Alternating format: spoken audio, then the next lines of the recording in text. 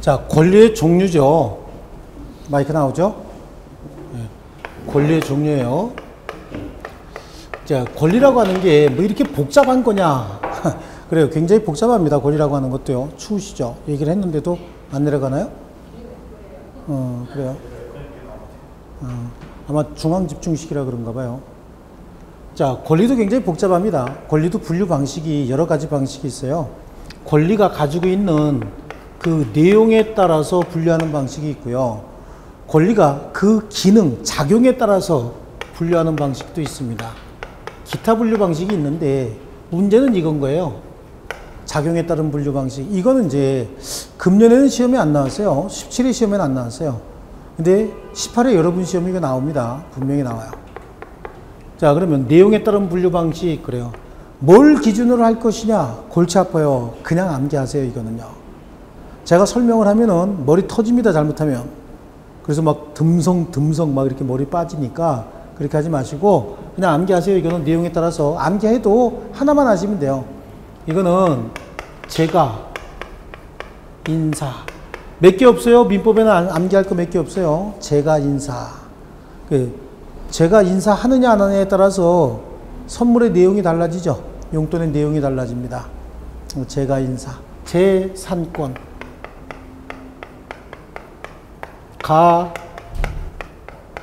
가족권, 인격권, 사원권. 이렇게 구분합니다. 이 재산이라고 하는 건 아까 우리 공부했죠? 물권, 채권 이거 재산이라고 얘기했죠. 최근에 각광받는 재산이 뭐가 있어요?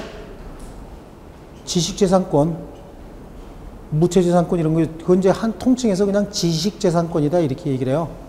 이게 요즘 굉장히 좀 각광받고 있죠. 저도 이제 그런 책 같은 경우는 제가 직접 쓴 거예요. 그러니까 저작권 있잖아요. 이런 것들입니다. 예, 누가 이렇게 잘못 뺏겼었다가 저한테 걸리면 속된 말로 뒤지는 수가 있어요. 이런 것들이요. 이런 게 다 재산이죠. 그래요. 그 다음에 가족권이다라고 하는 거예요. 친족권, 상속권, 배우자권 이런 것들 있죠. 그래요. 가족이 자신의 가족에게 청구할 수 있는 권리가 가족권인 거예요. 친족, 배우자권 뭔지 아세요? 배우자권? 배우자의 동거 청구 있죠? 배우자 뭔지 모르십니까? 그래요. 배우자는 상대편 배우자에게 동거를 청구할 수 있어요. 남편이 집을 안 들어온대 또는 부인이 집을 안 들어온대요. 그럼 뭐라 그래요? 들어와서 동거하자라고 동거 청구할 청구권이 있는데 이를 이행하지 않으면 이혼 사유에 해당하고 유책 배우자가 돼요. 그죠? 그럼 부인이 자기 남편한테 동거 청구해야지 옆집 아저씨한테 할 수 있어요? 옆집 아줌마한테 맞아 죽는 수가 있죠? 그렇습니다. 그래서요. 그런 권리가 가족권이다라고 하는 거고요. 인격권이 있어요. 신체권, 자유권, 뭐 정적권 이런 것들이 있죠. 생명권 이런 것들이 뭐예요? 인격권입니다. 인격권. 자, 그 다음에 사원권 그래요. 사원권은 어떤 집단의 구성원으로서 그 집단으로부터 이익을 향유할 수 있는 권리가 사원권이다. 그래서 공익권. 내가 어떤 회사에 들어갔습니다. 한 30년 근무했습니다.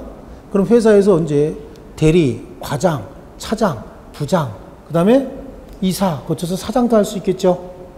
그런 겁니다. 이걸 공익권인 거야. 그 단체 운영에 참여할 수 있는 권리를 뭐라 그래요? 공익권이다 라고 얘기하고요.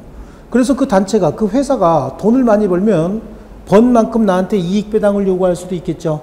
그걸 뭐라 그래요? 자익권이다 라고 하는데 크게 중요하지 않고 뒤에 가면 법인에서 공부할 거고 여기서는 알아야 될 거 이거 하나밖에 없어요. 인격권 그래요. 인격권이라고 하는 건 아까도 말씀드렸듯이 생명, 신체, 정조, 정신적 자유 이런 거라고 얘기했잖아요. 그죠? 그럼 이런 인격권이라고 하는 건 특징이 있어요. 한 번 침해되면은 손해배상만 가지고는 완전한 회복이 불가능한 경우가 대부분인 거예요. 그렇겠죠? 네, 한 번 침해가 되면 그래요. 생명 한 번 침해됐대요. 정조가 한 번 침해가 됐다는 얘기죠. 인격이 한 번 명예가 한 번 침해가 됐대요. 그럼 손해배상만 가지고 완전하게 회복이 될까요? 그렇죠? 그래서 이 인격권은 사전적, 예방적 구제 수단을 강구할 수 있어요. 인격권이 침해될 염려가 있으면 사전적 예방적 구제 수단을 강구할 수도 있다. 잘 어울리진 않지만 골목길 이렇게 가는데 우리 집은 여기쯤이에요. 근데 큰 길에서 골목길 이걸 한 40m를 이렇게 걸어가야 된다라고 생각을 하는데, 뭐 느낌이 요즘 이상해요. 자꾸만 이렇게 동네에 이렇게 어린아이들이 있는 것 같기도 하고, 그럼 여성분들 같으면 좀 들어가기가 좀 껄끄럽죠. 그러면 파출소라고 안 그러고 요즘엔 지구대라고 하나요? 지구대나 구청에다가 그런 얘기 하는 거예요. 여기다가 가로등 혼하게 좀 설치해 주시오라고 요구할 수 있어요. 요구할 수 있고, 경찰관한테 수시로 순찰해 주시오. 아니면 내가 지금 들어가야 되는데 여기 못된 애들이 여기 놀고 있으니까 내가 지나가기 힘드니까 나 좀 데려다가 주시오라고 이런 거 요구할 수 있어요. 사전적 예방적 구제 수단도 강구할 수 있다. 여기에 경찰관이 이건 뭐 아무 일도 없는데요, 뭐 걔들 순한데 왜 그러세요? 이런 얘기 할 수 있어요, 없어요? 없습니다. 그 얼굴 좀 잘 보여주고 가시면 그걸로 방어가 될 겁니다. 이런 얘기 하면 안 되죠. 그건 너무 심각한 얘기죠. 그런 거요. 그런 얘기 하면 안 된다. 그런 얘기요. 사전적 예방적 구제 수단도 강구할 수 있다. 요거 하나만 보시면 됩니다. 여기는요. 그럼 거기 재산권, 가족권, 인격권, 사원권 다 이렇게 한 번씩 볼 거고, 인격권에는 말이죠. 거기는 3번에 인격권은 동그라미 3번 보이세요? 예, 그거 하나만 줄쳐 놓으세요. 그리고 집에 가서 복습도 줄쳐드린 것만 하라 그랬죠? 예, 딴 거 보지 마세요. 딴 거는 이렇게 나중에 한 번씩 쭉 이렇게 읽어드릴 때 그때 이해하면 충분한 거고, 이게 뭐 시험에 나온다든지 이런 건 필요 없어요. 지금 혹시라도 여기 나는 지적 호기심을 충족시키기 위해서 여기 왔는데 왜 시험에 나오는 것만 자꾸 하는 거야? 이런 분들은 잘못 오신 거예요. 여기는 여러분이 민법에 관한 지적 호기심을 충족하기 위해서 온 데가 아니라 뭐죠? 시험장에서 답 고르는 훈련 받으러 온 거예요. 사실은요. 아시겠죠? 예, 그래요. 대학으로 가셔야 돼요. 그러면요. 그 다음에 작용에 의한 분류 한번 볼게요. 이 작용 또는 기능에 의한 분류, 이건 되게 중요합니다. 이거는 별표 대상인 거예요. 다. 그 중에서 형성권이 있죠? 형성권. 요거는 별표 대상이에요. 그래서 여기는 작용에 의한 분류가 형성권이 있고,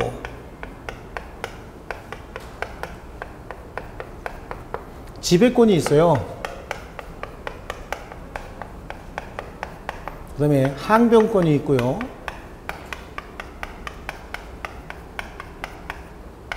청구권이 있습니다.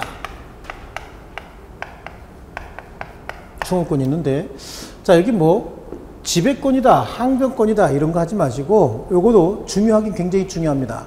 근데 지금 과정에서 이거 해버리면 정말로 중요한 핵심까지도 헷갈려 버릴 수가 있으니까, 요번 과정엔 제가 뼈가 되는 핵심들 요거만 지금 하는 겁니다. 나머지가 안 중요하다는 얘기가 아닌 거예요.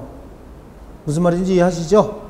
요거를 아셔야지. 왜냐하면 출제가 여기서 만약에 출제가 된다 그럼 10번 출제가 되면은 이거하고 이걸 비교하는 문제가 대부분인 거예요. 형성권이면서도 청구권처럼 보이는 게 있거든요. 요거 비교하는 문제가 대부분이고, 이게 안 나온다는 아니고 이것도 굉장히 중요하지만 10번 중에서 7번 내지 8번은 이거거든요. 그러니까 이걸 정확히 아셔야 되는 거예요. 이걸 몰라도 된다가 아니에요. 그러니까 이걸 정확히 알고 가자고. 다음 과정에 이거 하고요. 그러면 형성권이다 라고 하는 거예요. 조금 아까 했는데, 형성권은 표의자가 일방적으로 의사표시하게 되면 그 의사표시 내용에 따라서 법률 효과가 생기는 거예요. 상대방의 의사는 묻지도 않습니다. 그러니까 예를 들어서 갑이 누군가에게 어떤 A라고 하는 의사표시를 해버렸대요. A라고 표시를 했답니다. 그러면 을의 의사는 묻지도 않고 을한테 무조건 무슨 효과가 생기는 거죠? A라고 하는 법률 효과가 생기는 겁니다. 이거 되게 웃기죠? 뭐 이런 게 다 있어. 상대방이 없으니까 지 혼자 떠드는 것 같으면 모르겠는데, 상대방이 있는데도 상대방 의사는 전혀 묻지도 않고 지가 원했던 대로 법률 효과가 생긴대요. 그럼 상대방은 뭐가 되겠어요? 상대방은 굉장히 답답해지겠죠? 그러니까 아무 때나 행사할 수 있는 건 아니에요. 형성권은 법에 딱 정해진 때만 행사할 수 있어요. 이걸 이제 단독행위의 법정주의다 이렇게 얘기해요. 일방적인 의사표시만 가지고 법률 효과가 생긴다 그래서 이걸 단독행위 이렇게도 얘기를 해요. 이해하셨죠? 예, 그렇습니다. 그래서요, 요걸 형성권이다라고 얘기합니다. 예, 일방적 의사표시만 가지고 법률 효과가 생기는 게 형성권이에요. 그러니까 예를 들어서 매매계약을 뭐 한다? 취소한다. 해제한다. 이런 것들이에요. 취소나 해제 이런 거요. 우리 뒤에 가면 이제 상계 이런 것도 나오는데 그냥 우린 여기서 요것만 하시자고요. 취소, 해제. 그다음에 나중에 가면 뭐가 나오냐면 추인 이런 게 나와요. 추인. 추인은 추후에 승인한다. 줄여서 뭐예요? 추인 그래요. 미성년자 아들이 제가 하나 있다 그랬죠? 그래 고등학교 다니는 아들이 혹시 할아버지한테 받은 용돈을 가지고 지 맘대로 가갖고 오락기를 비싼 걸 사갖고 왔대요. 법정 대리인의 동의 없이 한 행위이기 때문에 제가 가서 그 법률행위 취소할 수도 있어요. 취소할 수도 있지만 가갖고 제가 모두 해줘요? 왜 동의 없이 애하고 이런 거래를 합니까? 그럼 그 사장이 뭐라 그럴까요? 죄송하게 됐습니다. 그러면 취소하고 돌려줄까요? 라고 하면 제가 뭐라 그래요? 놔두세요. 앞으로는 저한테 확인 한번 해주세요. 라고 얘기하고 오겠죠. 그럼 나중에 가서 제가 그 거래를 어떻게 한 거죠? 승인해 준 거죠. 그걸 뭐라 그래요? 추인이다. 라고 얘기해요. 추후에 뭐 한다? 승인한다. 추인. 추인은 꼭 가서 놔두세요. 뭐 추인합니다. 이렇게 안 해도 되는 겁니다. 그죠? 내가 대신 가서 아들놈이 외상으로 사온 걸 내가 대신 가서 돈을 내주죠. 그것도 뭐야 일종의 승인하는 거잖아요. 그런 것도 추인인 겁니다. 반드시 명시적인 의사표시로 하는 건 아니에요. 자 그래요. 이런 것들이 있고 요 3개 정도 이렇게 아시면 되는데 이런 것들이 이제 뒤에 가면 8개 있어요. 이거 원래 동철, 취해, 지명, 지면, 추상 이런 게 있어요. 동철이는 취하면 지면에 추상화 그린다 그래서 암기시키는데 여긴 몇 개만 하시자고요. 요거 4개, 아니 3개 요 정도만 알고 넘어가시자고요. 자 그러면 왜 여기에는 상대방의 의사는 묻지도 않고 표의자가 일방적으로 의사 표시하게 되면 그 내용대로 법률 효과를 발생시키도록 정해놨느냐 이유가 있어요. 한번 보세요. 갑하고 을이 갑 소유의 시효 아니라 그랬죠? 부동산을 거래합니다. 거래하는데 을이 이게 갖고 싶으니까 여기다가 사기를 친 거예요.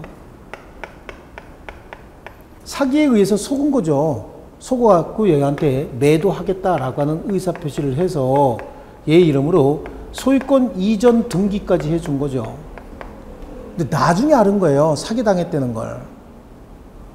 얘도 정말로 사기칠 때 노력 많이 했겠죠. 분위기 조성해 가면서 지 친구한테 몇 시쯤 나한테 전화도 좀 해라 막 이래가면서 침까지 튀겨가면서 소주 사주고 커피까지 막 사줘가면서 엄청 노력해서 사기를 친 거예요. 그래서 목적한 바를 얻었잖아요. 근데 갑이 나중에 사기당한 사실을 알면 이 법률행위 취소해버릴 수 있거든요. 그러면 이 매도한 법률행위를 취소를 하는데 갑이 일방적으로 취소하겠다라고 하면 효력이 발생해야지. 취소할 때는 을 동의를 얻어라. 그럼 을이 취소에 동의해 줄까 안 해줄까?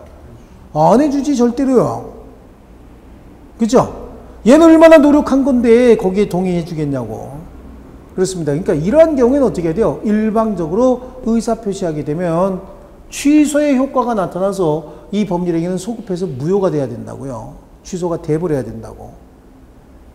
그러니까 이건 일방적으로 의사표시해야지 여기 동의받을 일이 아니죠. 그렇습니다. 이게요. 형성권이다라고 하는 거예요. 그런데 형성권은 3가지 유형이 있는데 또 하나 이렇게 형성권이지만 반드시 재판상 판결을 받아야 된다. 일방적 의사표시가 아니고 재판상 판결에 의해서만 그 효과가 나타나는 형성권이 있어요. 우리 재산권 분야에는 채권자 취소권이라고 하는 게 있어요.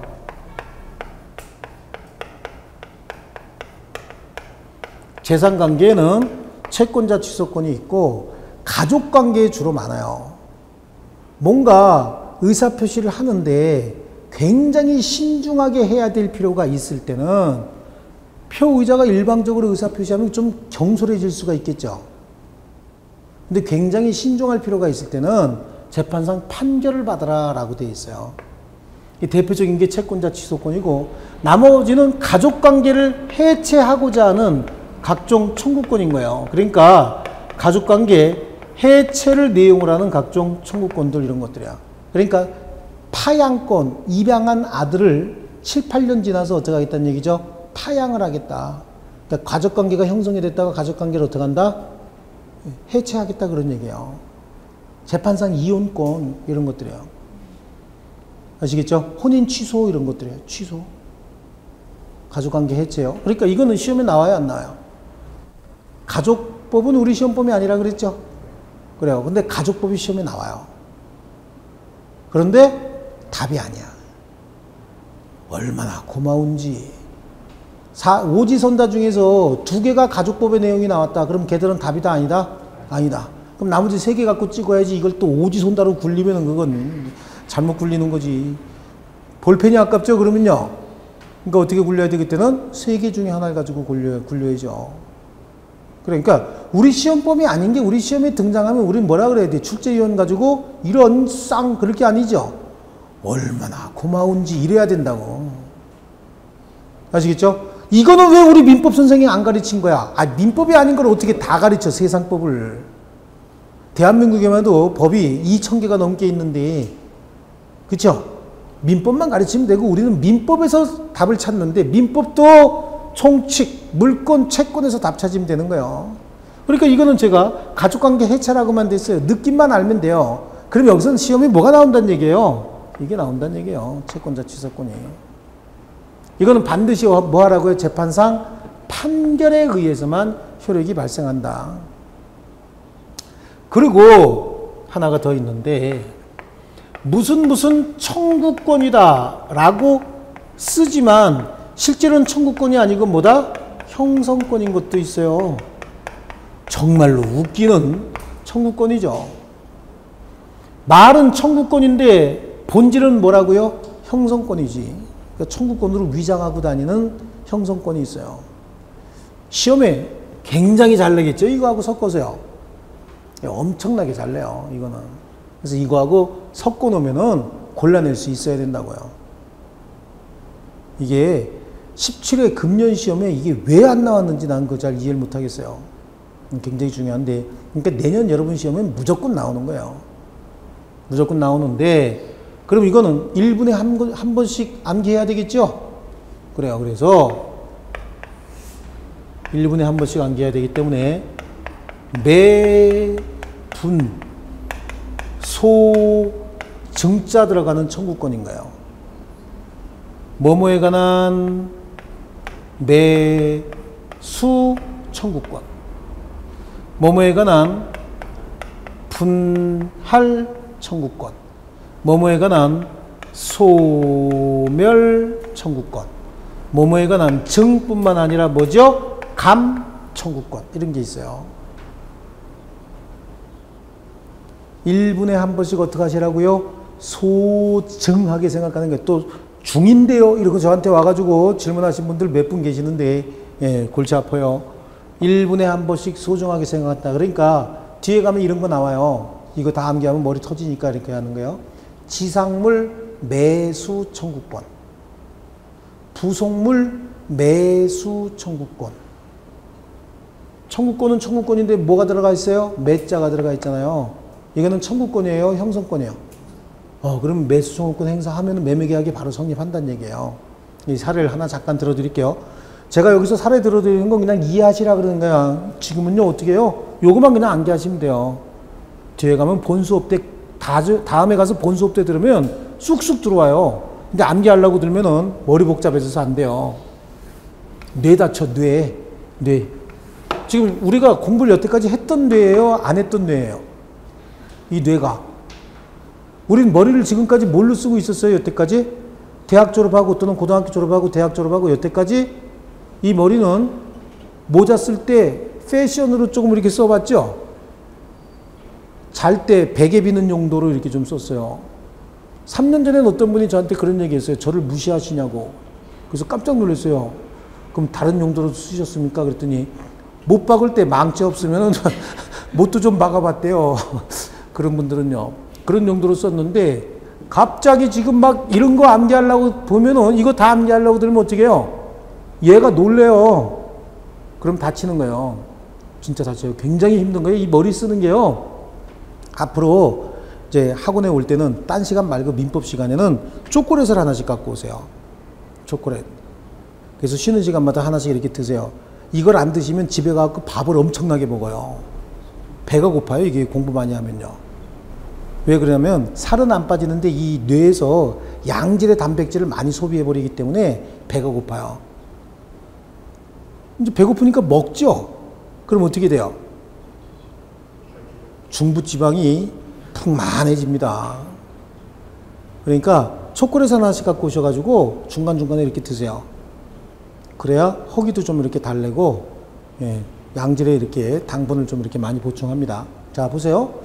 여기 지금 뭐 매수 청구권이 뭐냐라고 하는 거야. 그리고 매수 청구권을 행사하게 되면은 바로 매매 계약이 성립한다. 그 의미를 제가 알려드릴게요. 지상권이나 이제 토지 임대차에서 나와요. 토지를 빌렸대, 토지를. 갑소유 토지를 을이 내가 좀 쓰자라고 빌렸어요. 그럼 네가 좀 써라. 그래서 임대차 계약을 체결해서 을이 이제 토지에 대한 사용권을 취득했겠죠. 사용권을 취득해서 을이 여기다가 건물을 지었어요. 이렇게. 그래서 존속기간을 30년 그래갖고 30년 동안 이렇게 쓰다가 30년이 지났어요. 존속기간이 어떻게 됐다는 얘기일까요? 만료가 됐다 그런 얘기겠죠. 존속기간이 만료가 됐는데 철근 콘크리트 건물 30년 됐다고 막 무너집니까? 이 건물도 최소한 내가 봤을 때 20년 넘었어요. 앞으로 10년간 전혀 까딱 없겠죠. 그래요. 존속기간이 만료가 돼서 임대차가 종료되는데 지상 건물이 어떻게 하고 있어요? 지금 현존하고 있잖아요. 그런데 임차인이 임대차가 끝나면 이건 또 뽑아갈 수도 있는 성질도 아니잖아 이거. 그죠? 그러면 임차인 을이 임대인 갑에게 뭐라고 얘기하냐면 지상 건물 좀 계속 쓰게 계약을 어떻게 해줘라? 갱신해 달라고 계약에 갱신을 청구합니다. 이 건물 남아있으니까, 그죠? 이 건물 소유자는 누구죠? 을이에요, 을.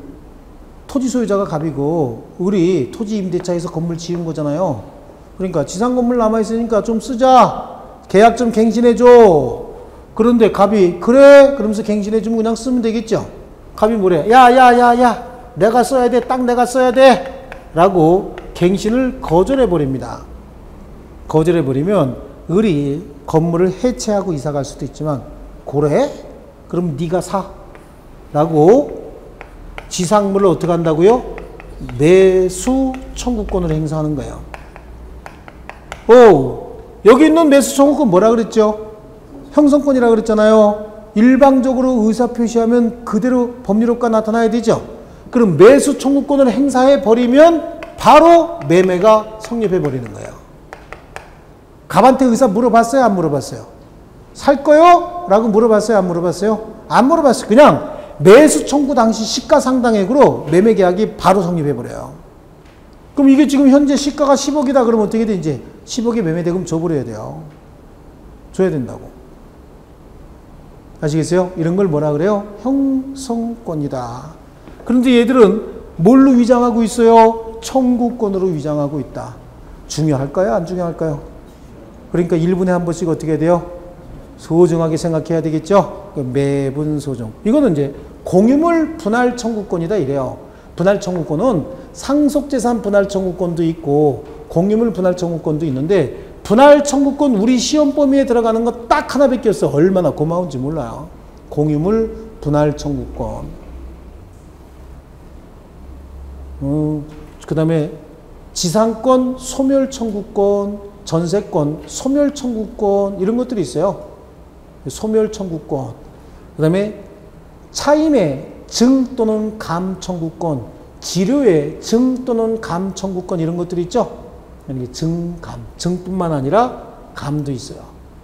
크게 한번 해봅니다. 앞글자만 가지고 뭐요? 1분에 한 번씩 소증하게 생각해야 된다 그래요. 중이 아니고 증이죠. 그죠? 예, 그냥 민법은 분위기만 비슷하면 들이대서 막 암기하는 거야. 매분 소증, 1분에 한 번씩 소증하게 생각해라. 그죠? 원래 의사표시는, 우리 민법상 의사표시는 명시적으로 해야 될까요? 묵시적으로 해도 될까요? 예. 어떤 게 더 적극적인 의사표시예요? 명시적인 의사표시와 묵시적인 의사표시 중에서 어떤 게 더 적극적인 의사표시예요? 집으세요. 예?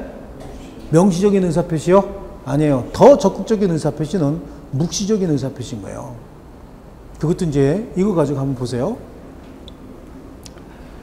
자, 이렇게 어떤 상가에 새가 하나 있어요. 새.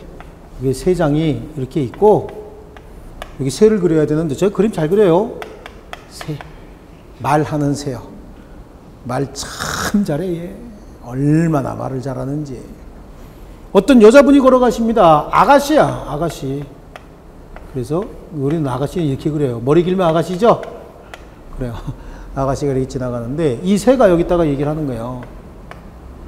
아가씨, 너 참 못생겼다 이러는 거예요. 죽으려고 환장했죠? 그래, 너 참 못생겼다 라고 얘기를 합니다. 그때 아가씨가 열받죠? 뭐 이런 놈의 새가 있어, 확. 그리고 그 다음날 아침에 지나가면서, 아침에 오면서 어떻게 했냐면 눈에다가 파란 거 조금 바르고, 그죠? 네, 눈에다가 파란 거 조금 바르고 입술에 빨간 것 좀 이렇게 발랐어요. 그리고 분도 좀 이렇게 발랐습니다. 그리고 지나가는데 얘가 두 번째 불러요. 헤이 아가씨. 그리고 딱 이렇게 불러요. 그때 얼굴 씩 보더니 이놈의 새가 씩 웃으면서 야, 호박에 줄구면 수박 되냐 이렇게 얘기해요. 호박에다가 줄구면 수박 되냐 그래요. 못생겼다고 한 거예요? 누가 그랬어? 어디? 호박하고 수박 얘기밖에 안 했는데. 그래도 충분히 의사가 전달이 됐죠. 어떤 게 더 열받았을까? 이게 열받았을까? 이게 열받았을까? 이게 더 열받았겠죠? 이게 묵시적인 의사표시예요. 더 적극적인 의사표시요. 이게 열이 받아가지고 여기 주인한테 가갖고 뭐 이런 놈의 새가 있냐고. 이거 내가 내일도 또 나 건드리면 그냥 물에다 집어넣어서 털 뽑을 거라고. 물에다 집어넣어서 털 뽑겠다는 얘기는 또 뭐죠? 죽여버리겠어. 이 얘기잖아요. 그렇죠?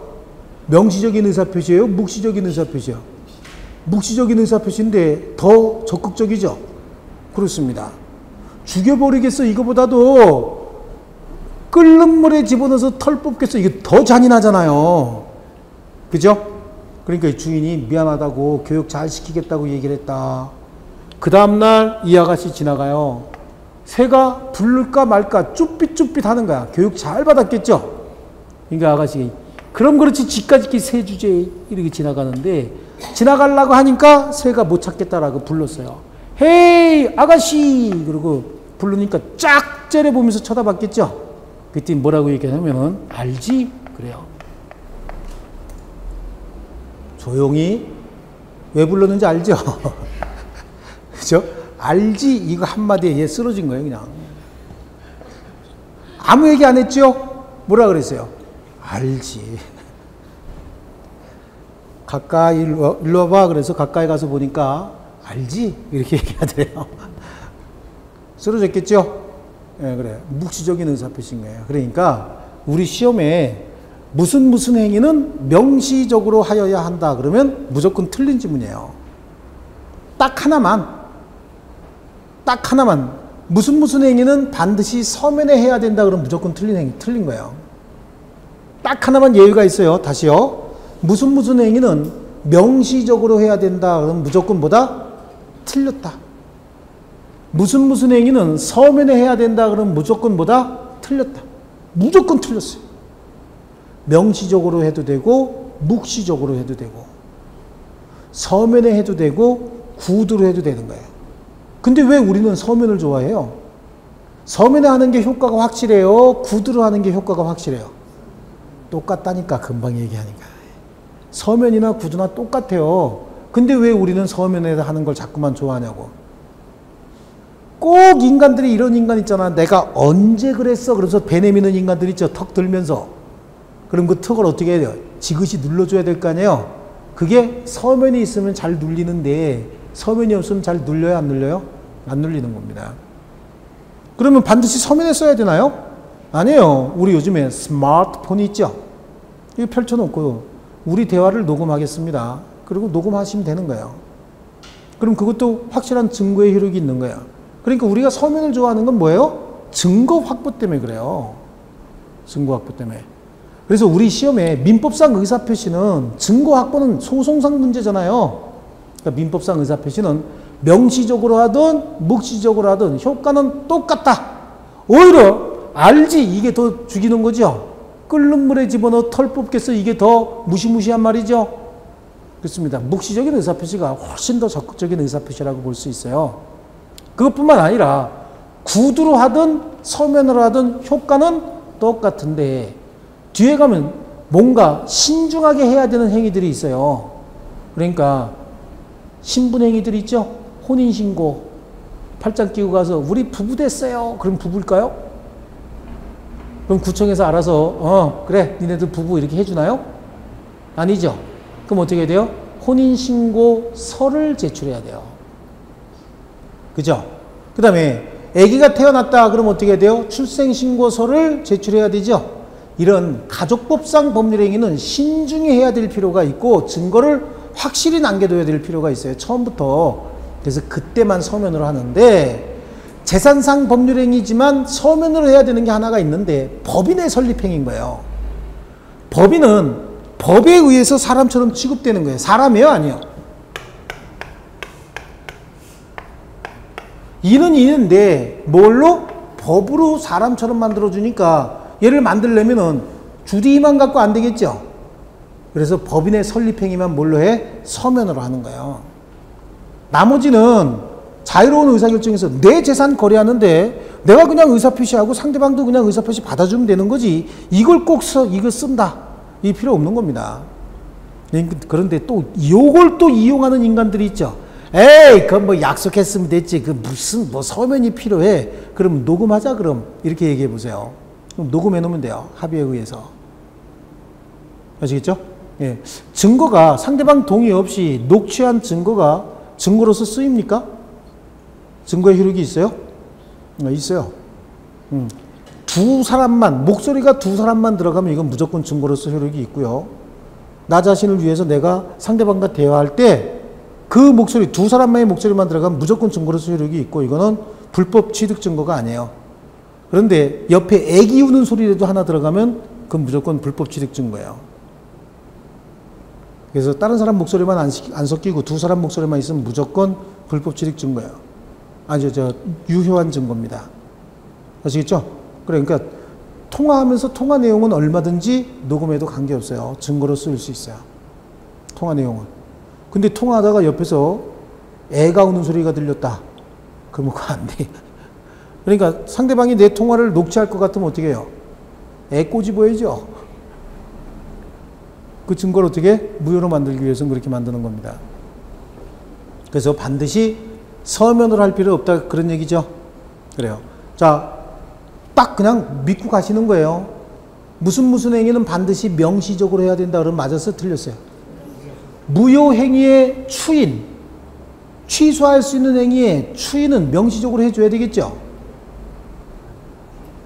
그래. 그 느낌이 그거 가지고 있어야 되는 거야. 틀렸다라고 하는 거예요. 명시적으로 하든, 묵시적으로 하든. 제가 그랬잖아요. 아까 가서. 왜 내 허락도 없이 내 아들하고 거래하고 난리야? 얼마야? 30만원? 주고 왔대요. 추인하겠다고 했어요? 안 했어요? 안 했지만 이 행위 속에는 묵시적으로 추인하겠다는 의사가 포함이 되어 있잖아요. 그렇죠? 이거 추인 맞죠? 더 적극적인 거예요. 이게 명시적으로 할 필요 없습니다. 그런데 임대차 계약 체결할 때 임차인을 보호하기 위해서는 임대차 계약은 서면에다 해야 되겠죠? 그거 아니라니까. 또 그럴듯하다니까. 이게 감정이 움직이면 절대 안 돼요. 한국 사람들이 이 감성이 너무 마음이 약해. 한국 사람이 굉장히 독한데 눈물도 굉장히 많아요. 뜨거워서 그래, 뜨거워서. 그래서 그 감정에 호소하면 굉장히 잘 걸려요. 제가 뭐라 그랬어요? 무조건. 가족법상 법률행위하고 법인 설립행위 제외하고는 나머지는 구두로 하든 서면으로 하든 효력이 똑같다고 얘기했죠? 그러니까 임대차 계약 체결할 때는 임차인이 경제적 약자잖아요. 그러니까 임차인을 보호하기 위해서는 임대차 계약은 반드시 서면해야 되겠죠? 그럼 틀린 거예요. 녹음하면 된다니까, 녹음하면 증거 충분하잖아요. 그렇죠? 예, 그렇습니다. 자, 이게 형성권이었다. 매분소 증자 들어가는 청구권, 요거 암기하시고요. 그 다음에 지배권, 항변권. 항변권은 누군가 나한테 권리를 행사하면 내가 에이, 아직 변제기 도래하지 않았는데, 아니면 네 걸 줘야 나도 주지, 이런 항변할 수 있어요. 예를 들어서 매매계약을 체결해요. 내 집을 팔겠다고 했고 잔금 지급기일이 오늘이에요. 그런데 매수인이 돈 안 갖고 옵니다. 그럼 내가 소유권 이전 등기 해줍니까? 안 해주는 거죠. 근데 매수인이 야, 오늘 소유권 이전 등기 해주기로 했으니까 소유권 이전 등기 해줘야지. 그럼 제가 뭐라 그럴까요? 네가 돈 갖고 와야 주지. 이게 뭐예요? 동시이행의 항변이에요. 야, 동시에 이행하자라고 항변할 수 있는 거거든요. 그렇죠? 좋습니다. 항변권 그런 것들이 있고요. 그 다음에 청구권, 이것도 중요한 건 아닙니다. 우리 청구권 한쪽 가로 4번 한번 볼게요. 상대방에게 일정한 행위를 요구할 수 있는 권리다. 이게 청구권이에요. 아시겠죠? 여기서 나오면은 청구권은 맨날 시험에 나오면은 계약의 갱신 청구권이 나와요. 왜냐하면 여기서 보면 갱신 청구를 거절하게 되면 매수 청구 바로 할 수 있겠죠. 그럼 갱신 청구는 어느 정도 압력을 가하는 그 효과도 있을 수 있잖아요. 그러니까 우리가 느낌상 이 갱신 청구권은 형성권처럼 느낄 때가 있어요. 근데 이건 형성권이에요? 아니요? 아니야. 청구권자 들어가는 형성권 뭐뭐 있다 그랬죠? 매분소증. 거기에 깽 들어가면 이건 뭐예요? 개소리지, 깽은. 그죠? 매분소증 4개만 들어가야지. 깽 들어가면 안 돼요. 예, 깽은 뭐예요? 이거는 청구권인 거예요. 청구권. 아시겠죠? 예, 그래요. 제가 이 수업을 10몇 년 전서부터 이대로 해요. 첫 수업, 두 번째 수업 조금씩 달라요. 근데 여태까지 나왔던 기출문제들 쭉 보세요. 그러면 진짜 한 7년 전, 8년 전에 했던 강의도 이렇게 쭉 보시고 보면 저 선생이 수업 시간에 떠드는 이유가 있구나 라고 아실 거예요. 자, 그래서 거기는 이제 우리 하나 체크하고 가야 될 게 인격권 체크했죠? 그리고 작용에 의한 분류는 형성권, 그거하고 별표 하나 해 놓으시고, 형성권이요. 그 중에서 니은하고 디귿 보이시죠? 니은하고 디귿은 잘 체크해 두세요. 그러니까 26페이지 맨 밑에 니은하고 27페이지 상단부 디귿 보이시죠? 네, 그거 잘 체크해 두세요. 그 밑에 신의영이가 보이죠? 사진에. 저하고 많이 닮았죠? 안 닮았어요? 똑같지 뭘. 거기 그 신의영이 이렇게 돼 있잖아. 신의영이. 신의영이. 이름도 써 있는데 뭘. 그죠? 예, 그래요. 거기는 이제 나중에 확인하면 되는 거예요. 그 다음에 테마 4번에 권리의 충돌과 경합이다 라고 얘기를 하는데, 권리의 충돌은 뭐고 경합은 뭐냐라고 하는데요. 일단은 경합까지 보면은 머리 아파요. 그래서 권리의 충돌 정도만 하나 개념을 정리할 거예요. 개념을 정리할 건데, 자 보세요. 개념만 이렇게 싹 정리하고 충돌에 관해서는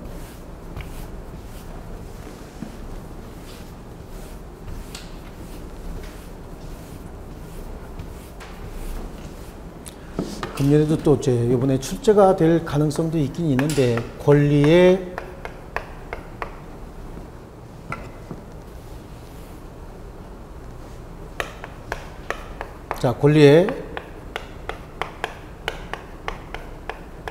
충돌.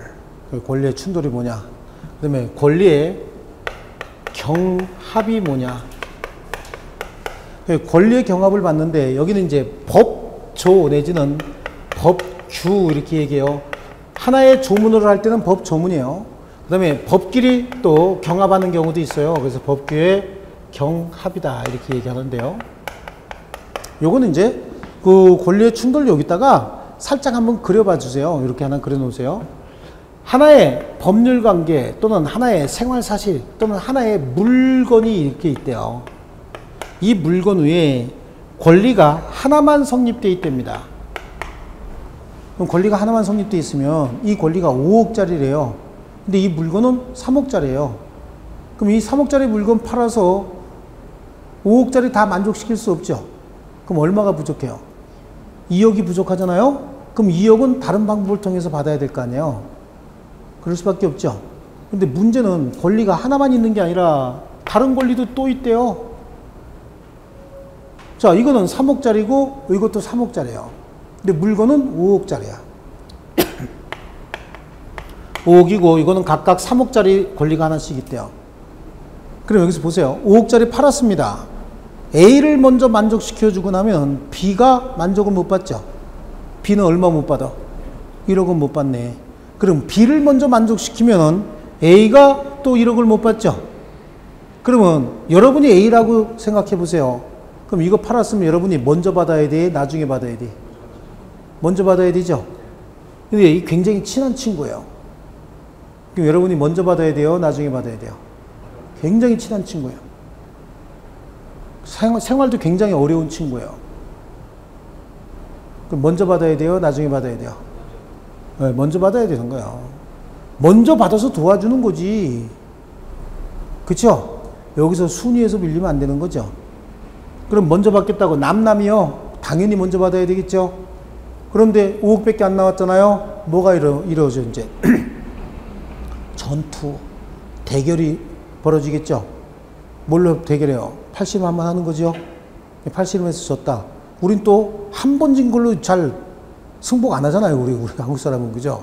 뭔가 이유를 붙여서 다른 거 붙이고 복잡해져요. 그러니까 아예 처음부터 하나의 법률관계나 또는 하나의 생활사실 또는 하나의 물건 위에 2개 이상의 권리가 존재하고 이거 매각을 통해서 2가지 권리를 모두 만족시키지 못할 때 그러면 어떤 권리를 먼저 보호해야 한다라고 법으로 정해놓을 필요가 있잖아요. 그죠? 이걸 뭐라고 불러요? 권리의 충돌이다라고 얘기를 하고요. 그러면 권리의 경합은 뭐냐라고 하는 거예요.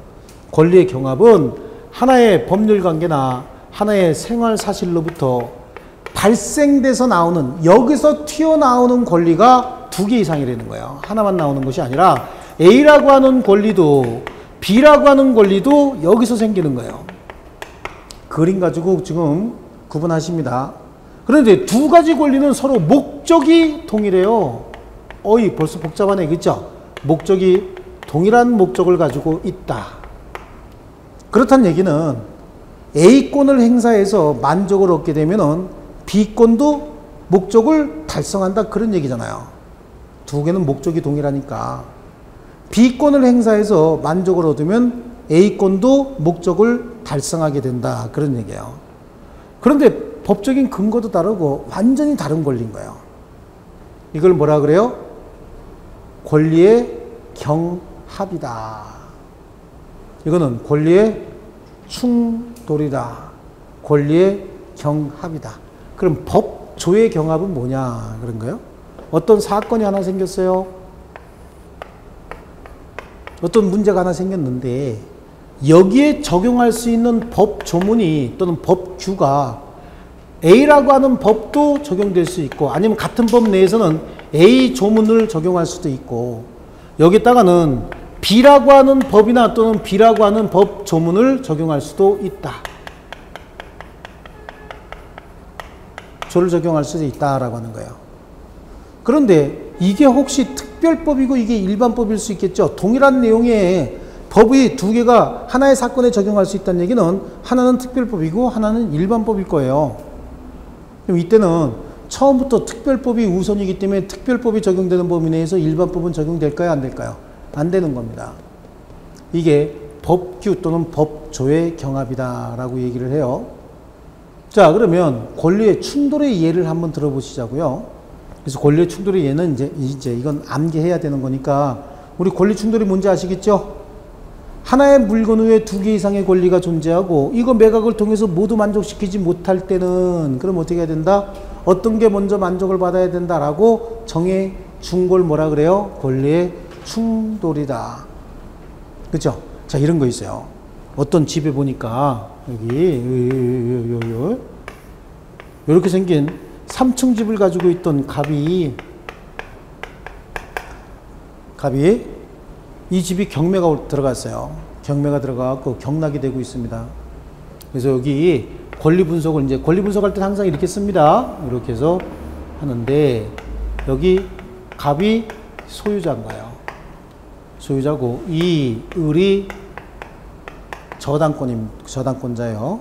그 다음에 3, 병이 전세권을 가지고 있고요. 4, 정은 또다시 저당권 가지고 있어요. 그 다음에 5, 무가 있는데 무도 또다시 전세권 가지고 있어요. 여기 전세 이렇게 각각 살고 있는 거고요. 저당권 이렇게 설정을 했대요. 이거 매각대금은 10억인 거예요. 10억. 매각대금 10억입니다. 요거 매각하니까 10억인데 이 저당권 5억입니다. 5억이고 여기 전세권 4억이에요. 그 다음에 여기 저당권 또 5억입니다. 여기 전세권 지금 3억에 들어왔어요. 그쵸? 이거 얼마짜리래요? 10억짜리인데 갑은 어떤 사람이에요? 갑은 친구 삼아야지. 이런 애는 친구를 삼아서 이 비법을 배워야 돼 우리가. 10억짜리를 지금 얼마를 하는 거예요? 17억. 이런 거 배우죠. 이거 쉽게 할 수 있는 자가 아니죠. 보통 사람이 아닌 거야. 이런 사람들은 굉장히 친하게 지내야 됩니다. 이게 우리 법적인 마인드인 거야. 자, 그래요. 경매가 실행이 됐답니다. 그럼 똑같이 지금 권리가 하나의 물건 위에 존재하고 있잖아요. 그렇죠? 근데 얘네가 전부 동순이다 그럼 복잡한데 지금은 순위가 정해져 있죠? 2번이 누구요?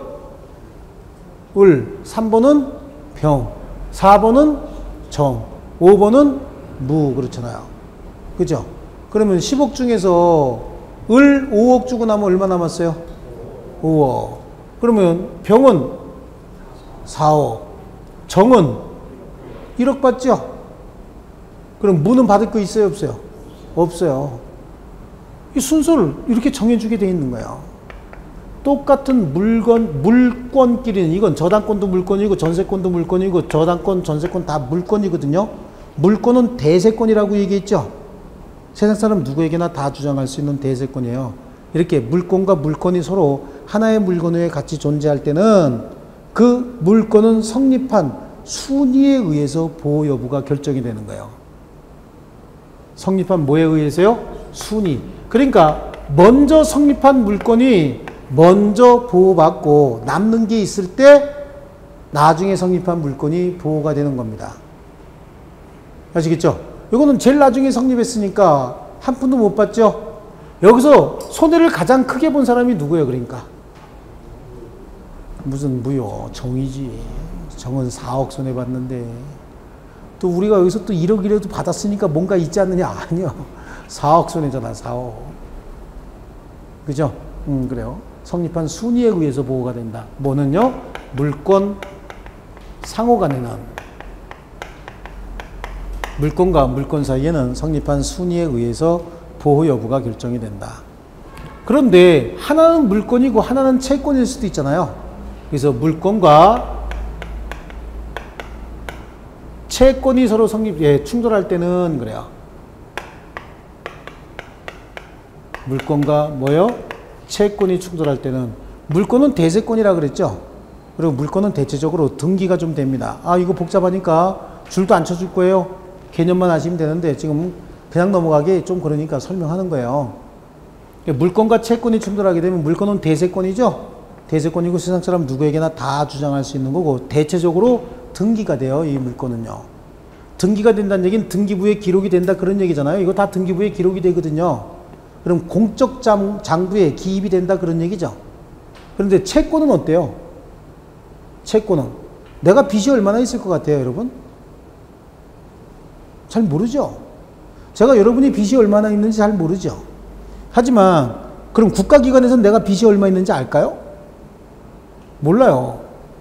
국가기관에서 은행 빚이나 알겠지. 내가 어저께 친구한테 30만 원 빌린 거 알까 모를까? 모르잖아요. 그러니까 채권은 당사자 사이에 은밀하게 성립하는 게 대부분이에요. 채권의 성립이 대외적으로 공포가 됩니까? 안 되는 경우가 대부분이죠. 대외적으로 내가 쟤한테 돈 빌려줬다 그러면 못 받아. 돈 성질나서. 우리 친구 중에서 하이스쿨 티처 하는 놈 하나 있어요. 체육 티처요. 체육 티처. 고등학교 선생, 체육 선생인데요. 걔는 별명이 뭐냐면 브리핑이에요. 걔 별명이. 아주 애가 브리핑을 너무 잘해. 친구끼리 만나서 술 한잔 먹으면은 집에 가면 마누라들이 다 알고 있어요. 어디 가서 뭐 했고, 야, 신이 형, 뭐, 그 사람은 무슨 노래 불렀고, 이걸 집에 가면 우리 마누라가 요즘 신곡 좀 불렀다며? 그래서 어떻게 알아? 그럼 걔가 수시로 지 마누라한테 브리핑 하는 거야. 너 때문에 이렇게 했고, 어디 갔고, 지금 누가 1차 샀고, 누가 2차 샀고, 야, 신이 형이는 요즘 신곡 많이 알더라. 걔 요즘 바람 났나 봐. 이것까지 지 생각까지 섞어가지고 다 얘기해요. 그래서 집에 가면 벌써 아는 거예요. 전화로 한다니까, 전화로. 걔 별명이 브리핑입니다. 브리핑. 하이스쿨 티처구는. 근데 그 친구가, 우리 친구 중에서 하나가, 제가 이제 여기고요. 친구 하나가 부산에서 사업을 좀 크게 하는 친구가 있어요. 돈이 굉장히 많아요. 이 친구가 언젠가 나한테 전화해갖고, 야, 너 돈 있는 거 좀 다 좀 긁어서 보내래요. 굉장히 친합니다. 그래서 뭐 돈도 많지 않지만 하여튼 다 긁어서 보냈는데, 야, 200만 원 부족하다 그런 거예요. 굉장히 큰 돈이 필요했었어요. 많은 돈 보냈는데 다 긁고 모아도 200만 원 부족하대요. 근데 얘는 또 얘 입이 싸니까 얘한테 얘기 안 하고 네가 좀 빌려라 그러더라고요. 그래서 내가 얘한테 200만 원 빌려달라고 얘기했어요. 야, 하이스쿨 티처야, 200만 원 빌려줘라. 그랬더니 얘가 망설이는 거 있죠. 순간적으로. 이렇게 얘기해. 그때 틈을 주면 변명거리를 댑니다. 안 빌려주려고. 빨리 빌려줘 임마. 있는 거 알면서. 그랬어요. 그랬더니 누가 안 빌려준대냐. 그러면서 이제 빌려주면서 언제 갚을 거야. 근데 이 친구가 길면 일주일이고 짧으면 이틀 이내에 준다 그랬거든요. 그래서 그래, 내가 일주일 있다 줄게. 한 열흘까지만 이래도 좀 이렇게 여유를 줘라. 혹시 모르잖아. 그죠? 그래서 200만 원 빌려서 여기다 이렇게 줬어요. 야, 진짜 200만 원 있다, 야. 너 그거 어떻게 알았냐? 근데 제가 여기다가 뭐라고 얘기했냐면, 집에 가서 얘기하지 마라. 얘기했어요. 지랄지랄 하는 거예요. 내가 집에 가서 그런 거 얘기하는 사람이냐고. 그랬어요. 그리고 그날 이제 수업을 마치고 집에 갔습니다. 집에 갔는데, 우리 집에 계신 분께서 집에 가면 이제 먹을 거 조그맣게 해주잖아요. 그 식탁에다가 거진 던져요. 막 이렇게. 이런 식으로. 분위기 아주 썰렁해지는 거야. 저는 이제 부모님을 모시고 사니까 부모님하고 트러블이 있었나? 그래도 부모님하고 트러블이 있어도 절대 그런 사람이 아닌데. 그럼 눈치는 뭐예요? 가갖고 얘기해가지고 여기서 이렇게 얘기한 거예요. 내가 이유는 묻지 말고 빌려달라 그랬거든요. 근데 그것까지 얘기하면서 뭐가 생겼나? 걱정스러워서 전화했다는 거예요. 걱정스러워서. 얘 이름이 이제 웅주인데, 웅주 아빠가 갑자기 돈이 필요하다고 하는데 혹시 알고 계시냐고. 그런데 우리 집에 계신 분은 여기서 들으니까 더 자존심이 상한다는 거야. 성질이 났다는 거지. 그래서 대가리 박았잖아요. 30분 동안 그대로 박았지 뭐. 내가 이 돈을 갚았을까요? 못 갚아. 이제 이거는 우리 친구가 보내왔는데 공개적으로 떠들었잖아요. 못 갚아 이거. 한 10년쯤 됐어요. 매번 만날 때마다 너 그거 안 갚냐 그런데 얘가 주지 말해. 주지 마라. 그냥 너 쓴 거 잘했다 그래요. 그리고 지금 한 11년 됐습니다. 소멸시효 끝났어요. 그전엔 제가 못 줘 그랬는데 요즘은 법대로 해 그래요. 그래. 약 올르려 그러죠. 아직도 브리핑 잘해요. 그러니까 친구끼리 만나서, 남자분들 아시죠? 친구끼리 만나면 좀 이렇게 또 불빛도 그로테스틱한데 이렇게 해갖고 좀 희미한 불빛 같은 데도 한번 가고 그러잖아요. 얘는 무조건 빼야 돼. 얘 데리고 가면은 완전히 그 촬영해서 보고 다 들어간다니까요. 그런 애 있어요. 그래. 채권은 그런 거야. 그러니까 채권은 외부적으로 공개되지 않는 게 굉장히 많아요. 그래서 권리관계 진정성 확보가 거의 좀 힘들어요. 그래서 물권과 채권이 서로 충돌하면 그럼 뭐가 우선해야 될까? 물권이 우선해야 되죠. 물권 우선이 원칙인데 예외적으로 채권도 그런 권리관계의 진정성을 확보할 수 있는 채권들 있잖아요. 채권 같은 경우도 등기할 수 있거든요. 등기된 임차권, 가등기된 채권 이런 것들이 있고요. 또 우리 주택임대차보호법이나 상가건물 임대차보호법에 보면 대항력 갖추는 방법 있죠. 목적물 인도받아서 전입하고 전입 신고하게 되면 대항력 생기죠. 그럼 대항력이 생긴다는 얘기는 뭐예요 지금? 공적 장부에 기재가 된다는 얘기예요. 그래서 거기에 확정일자도 받잖아요. 그럼 동사무소에서 확정일자 교부대장을 만들어서 동사무소에서 보관하는 서류도 뭐예요? 공적 장부잖아요. 그럼 그 임차 보증금에 대해서는 어느 정도 진정한 권리관계다라고 하는 게 확보가 되죠. 이런 경우에는 성립한 순위에 의해서 보호가 돼야 되고요. 왜? 공적 장부에 기재된 순서에 의해서 대항력을 갖춘 날이 저당권 설정한 날보다 빠르다. 그러면 채권이 먼저 보호받고 그 다음에 저당권이 보호받으면 되는 거예요. 반대다. 그럼 저당권 먼저 보호받고 남는 게 있으면 채권자가 받으면 되겠죠. 임차권자가 받으면 되겠죠. 그러니까 예를 들어서 이게 전세권이 아니고 뭐였다? 임차권이었다. 여기도 임차권이었다라고 하면 이 임차권 같은 경우는 뭐예요 지금? 대항력을 갖추고 있으면 비록 채권이지만 뭐예요? 물권 다음으로 이 물권보다는 먼저 변제받을 수 있는 거예요. 그런데 채권 중에서는 사람의 생존과 직결된 채권들이 있어요. 이거 없으면 죽어. 그런 것들이 있어요. 그래서 임대차 보증금 중에서 소액보증금들 있죠. 지역에 따라서 소액보증금. 그 사람들은 굉장히 가난한 사람들이잖아요. 소액보증금 중 일정액은 언제나 선순위 물건이 있어도 최우선적으로 보호해줘요. 이게 잘 안 들어오면 이거예요. 어떤 기업이 부도가 났대요. 기업이 부도가 났는데 그 기업의 근로자들이 임금을 못 받은 게 있대요. 그럼 그 기업의 부동산을 처분해서 선순위 저당권자가 있어도 선순위 저당권자보다도 먼저 근로자의 최근 3월분에 해당하는 급여 있죠? 이건 최우선적으로 준다고. 급여는 채권이거든. 근데 그 3개월, 근로자가 3개월의 급여가 없으면 어디 가야 돼요? 브릿지 가야지. 뛰는 거밖에 없잖아요. 스테이션 아니면 브릿지죠? 스테이션, 서울역. 이런 데 가는 수밖에 없잖아요. 그러니까 이거는 사람의 생존과 직결된 일부 채권은 선순위 담보 물건이 있어도 언제나 어떻게 한다? 최우선적으로 보호해준다. 그러니까 이게 혹시 기업이었다. 부도가 났다. 그러면 이게 몇 년 전에 설정된 것들이고 최근 3개월분의 임금은 제일 후순위에 있는 채권이다 라고 하더라도 매각대금에서 가장 먼저 준다 그런 얘기예요. 아시겠죠?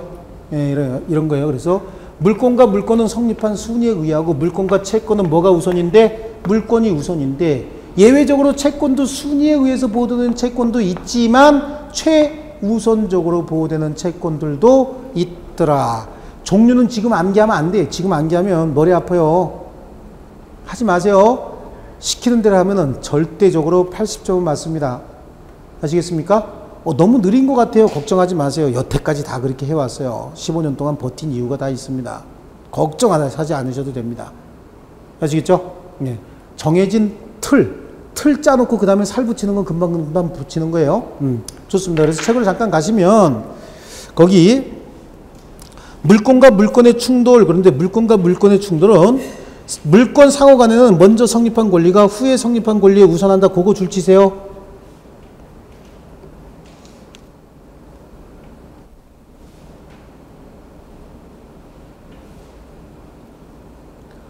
자, 그 다음에 물권과 채권의 충돌은 원칙이 뭐라 그랬어요? 물권, 공시가 되므로 물권이 채권에 우선하는데 예외적으로 물권과 같이 성립한 순위에 의해서 보호되는 채권도 있고 동그라미 2번에 보시면 언제나 물권보다 우선 보호되는 채권도 있다만 아시면 돼요. 근데 그건 되게 중요해요. 밑에 거 다 암기해야 되는데 지금은 있다만 아시면 되고 집에 가서 복습하지 마세요. 복습하면서 암기하지 마세요. 자, 그 다음에 채권과 채권의 충돌은 또는 권리의 경합이나 법조의 경합은 개념만 아시는 걸로 하고 그 다음에 다음 시간에는 권리 행사의 한계 있죠. 권리 행사의 한계는 금년에 시험에 나왔어요. 이거는 자주 나오는 건 아닌데 금년에 시험에 나왔기 때문에 내년에 나올 가능성은 없지만 그래도 이건 우리 저 민법 전체 공부하는데 굉장히 중요한 부분이에요. 다음 시간에 계속 하겠습니다. 그래서요 9월 10월 과정은 이제 3시간씩 이렇게 해서 하는가 봐요. 그래. 그 다음에 11월부터는 네 타임 해야 돼요. 그러니까 거진 10시 한 45분에서 50분 그 사이까지 수업을 해야 되는 겁니다. 시작하셨으니까 완주하실 걸 목적으로 하시고요. 민법은 그냥 쫓아하시면 되겠고 굉장히 오늘 어려웠나요? 머리가 막 터질라 그래요? 그런 거 아니죠? 할만하다는 생각을 가지시면 돼요. 그리고 항상 그래요. 항상 우리는 뭐예요? 구름 속에 비를 볼 것이 아니라 구름 뒤에 숨겨져 있는 태양을 봐야 되죠. 구름이 있다고 해서 비가 올 것이다 라고 비관적으로 볼 것이 아니라 저 구름이 걷히면 뭐가 비친다? 태양이 비친다. 구름 뒤에 숨어 있는 태양을 봐야죠. 너무 멋있나? 수고하셨어요. 예.